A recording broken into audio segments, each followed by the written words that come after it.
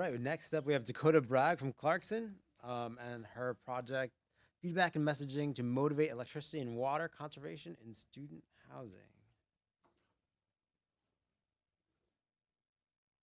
All right, clickers here, that's the advance, just that side there, and then don't forget about using the mic.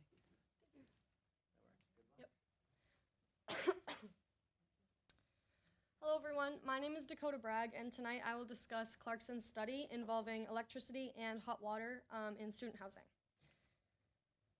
So Clarkson's Smart Housing Project has been ongoing for 5 years, and these are the Woodstock apartments on campus. So we've been studying electricity and hot water consumption by the students in these apartments for a while now. So 4 of the Woodstock buildings are equipped with circuit-level sensors and meters that allow for highly granular data to be collected for each specific apartment. In the project's first 3 years, a successful study was conducted that resulted in roughly 20% reductions for both hot water use and electricity use among the residents. Previous work of the project paved the way for the hypothesis that we work by, and that includes intrinsic motivational messaging, action-based tips, and feedback. And the combination of these 3 serve to be the most powerful way to instill a behavior change in residents for their resource use behavior. So first of all, intrinsic motivation. By this, we aren't trying to get the residents to want to conserve their resources by offering cash prizes or low student housing lottery numbers. Instead, we want them to conserve for their own reasons. So this may sound hopeless, but by promoting these workshops early on in the semester and setting these students up with the knowledge of 7 potential motivations that they could relate to, it's been proven to be feasible in our past study. So secondly, for the action-based tips, this primarily makes us basically the CHEG of resource consumption for the students living there. So for dishes, for example, by giving them specific action-based tips that relate to the everyday actions of these students living in Clarkson's apartments, we're really providing them with the answers to solve the problems in front of them. So lastly, tablets are embedded in the living room walls of 2 of the smart housing buildings, and these tablets have served as part of an Internet of Things that allow the residents living in these apartments to see their real-time feedback on their usage that they see in the given weeks they live there.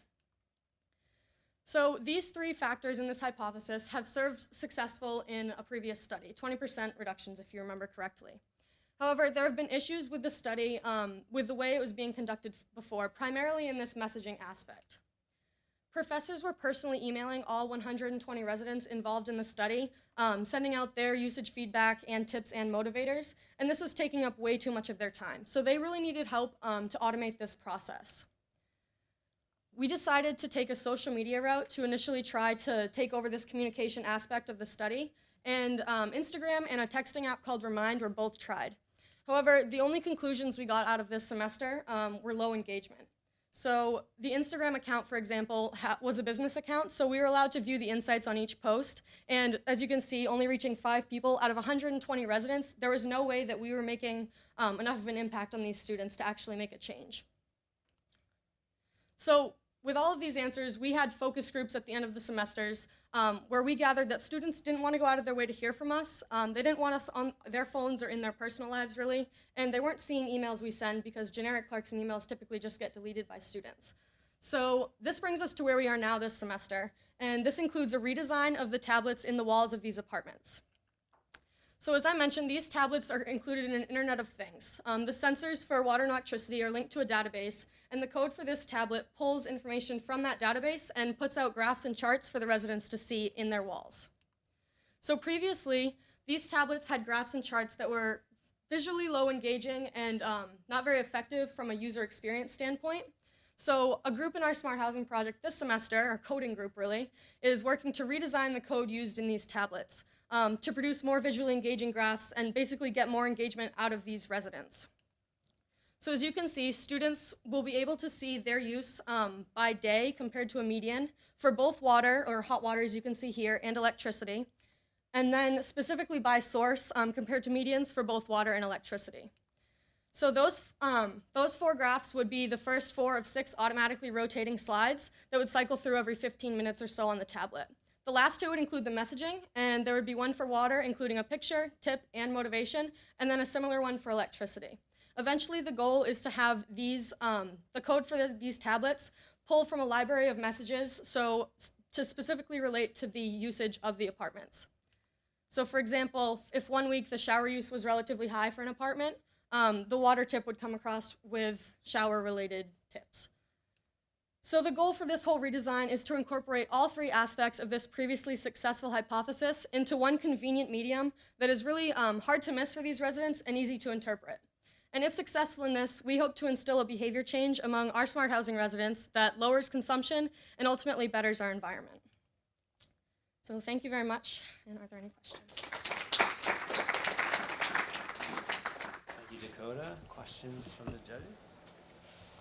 Do you, one of the pieces, what would you say, and I know you're not completely finished with the work, right? But when you talk about intrinsic value, et cetera, what are you finding that really creates change? If it isn't dollars or money saved, et cetera, is it just the proverbial do the right thing, want to save the world, or what are you finding that your data is really driving the heart of change making? So in our workshops, we introduce 7 potential motivations. So really based on the fact that we can't, being campus housing, students aren't seeing their electricity bill, their water bill, we can't punch that financial cost motivator. We still do introduce it, but other ones that we bring up are climate change, future generations. So kids, that was one that was very large, was kids caring about their future kids coming in and having the same world that they experienced. But we also see a very popular one is energy security. So we have a large ROTC program at Clarkson, and when those students come into our workshops, they really speak to the energy security motivation. And so, I don't know, skiers really like the climate change one. We bring up a picture of the snow zone that's depleting in the North Country, and it's really dependent on what personal interests these residents have. So it's kind of, we're trying to reach a wide variety of people, and it's difficult to really catch everyone. And did you notice any connection in terms of cohorts, in terms of, you know, one entity doing it and another following because they were part of that tribe, or was it more for these 7? It was, well, we see, so as I mentioned, the ROTC boys, a lot of them lived, or girls, a lot of them lived together, and I would definitely say if one person really jumped onto that, then it kind of would be a follow group. Likewise, I guess the people really living in the apartments together is where those linkages come together. So. How real time do the energy updates happen on the tablets? It's going to be like weekly, so the data comes into the database and then it has to get interpreted. I'm more so on the messaging side, so the coding is a little technical over my head, but it comes in and it has to be interpreted through the coding and then put back out into the tablets. So I think it's like you see last week's usage on, so how it was day by day, that would be for the prior week. So you could really tell, oh, if I were away from campus one day, I would see my water use significantly down, and you could remember that. So it won't be like immediate feedback, but it will be real time enough to remember what you're doing. So I guess my only question is, so I just want to make sure I'm interpreting correctly first. So you got a 20% reduction, which is great, Right. and now you want to do better than that. Right. So I guess my question is, how much better do you want to do, and is there an asymptote here that we're approaching? How much better can you do? You know, what is the real objective, quantified, if you will? So I would say the real objective is raising the engagement. The 20% reductions that we reached, they were significant. Electricity was more significant. There was an end value issue with the water consumption based on the fact that we had 120 residents in the whole study. Not even half of those were participating. So that was the issue of trying to use the social media to reach out. We spent 2 semesters trying to find different ways to actually have these kids listen to us and hear what we have to say. So really, we're trying to get back up to that 20% and beyond, but with an actual number of people that can have significant statistical data. Typically, behavioral interventions cause 7 to 15% reductions, so we're hoping to get back up to 20, which was well beyond the average. I'll just quickly throw out that I like Twitter much more than Instagram. Because so what Ryan was getting at was this building of a cohort. It's so easy to engage with each other's posts, to hashtag sustainability, and you get people from across the world liking your posts. it doesn't work as well on Instagram. And so Right. there is this group mindset where you see your friends not eating meat, and then you start calling each other out for eating meat, and and so it makes it more of a pack mindset than it is 25 individuals or whatever. Sorry, go ahead. Grace, you have a question? How much will this cost to implement all the tablets in these units? We already have the tablets implemented in 2 of the buildings. We're not currently looking to implement them into the other buildings. I know it was a high financial cost to get them in initially, but as of right now, we're looking at no financial cost to run this study next semester, because we're just reworking everything that we already have. Thank you.